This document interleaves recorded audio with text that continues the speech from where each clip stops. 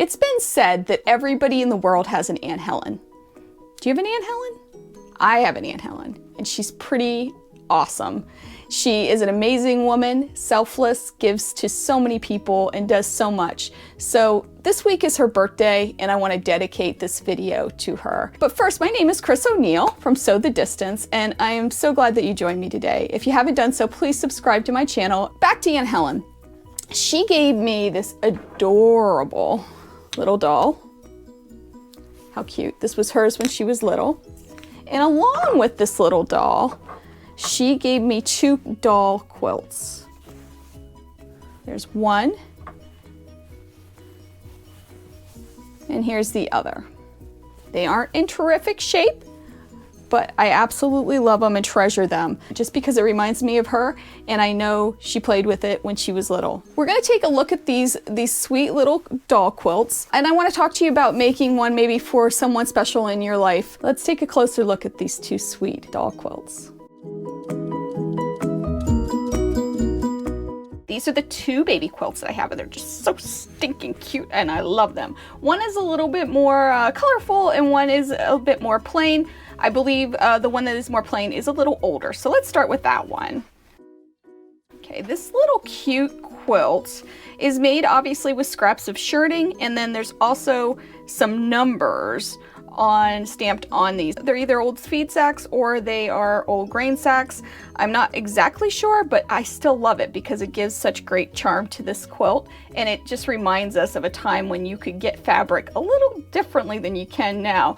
If you're not familiar with grain sacks, they would use them in quilts. They were actually sacks or bags for grains and for flour and different things. They would take these fabrics and make things out of them, which I think is awesome. So you can see that this quilt is just a very simple structure. It isn't super straight or, square, but it doesn't matter to me because I still think it's really, really cute. Each block is about 3.5 inches, and there are 15 of these little blocks. Let's look at the back. The back has a lot of rust stains, and you can see that the back is pieced almost in a crazy quilt type of way, without the colors or without the embellishments of stitching. All these squares are hand pieced and then of course top stitched to give it some stability and structure.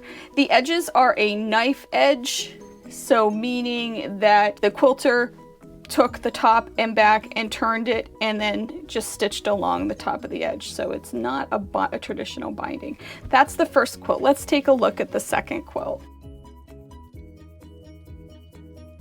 So the second quilt is a bit bigger. It also has a lot more planning with the fabrics. You can see that there's repeats of fabrics, and there is a definite pattern where we have this 9 patch here. The corners are the same. We have the blue here. That's different than any other fabric. And if you look at the corners, you can see that.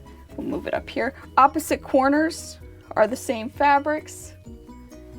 And there's a lot of symmetry with this quilt. It is hand pieced together, and again, there's no batting in this, just like the other quilt. They did just do some top stitching by hand to hold the whole thing together. Now, if we look at the back of this quilt, there's a simple X for the quilting.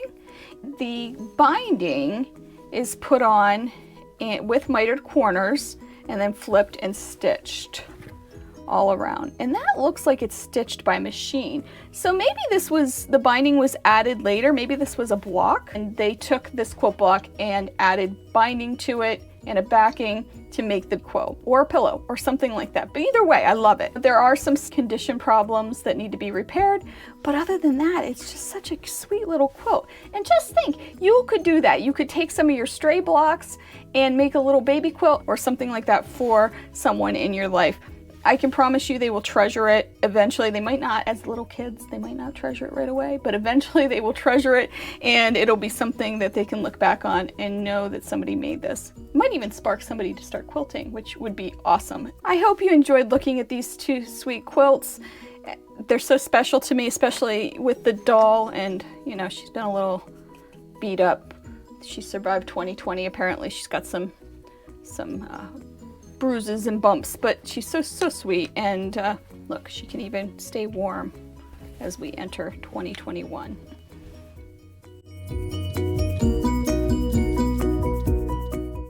what lessons can we learn? Well, give little kids handmade items. It's something that just makes them think of you, and also it's something they'll keep for the rest of their lives into adulthood when they're almost 50. Second thing, treasure your loved ones. With not seeing my family and recently finding out we're moving closer to my family, I can't tell you how much it makes my heart swell to know that I'm gonna get to see them, especially after COVID's over. I'm gonna get to hug them and be with them. And the third thing is it doesn't have to be fancy. It doesn't have to be stars and set-in points and all this crazy stuff that we do sometimes as quilters. You can take some simple squares and sew them together and make something special for someone. I am so happy I got to share these quilts with you and this sweet little baby doll. Imagine next year at this time, hopefully we'll be through this tough time and it'll just be amazing. In the meantime, make quilts for people. They love them. It doesn't have to be fancy. Happy birthday, Aunt Helen. Have a great day and I'll see you next week.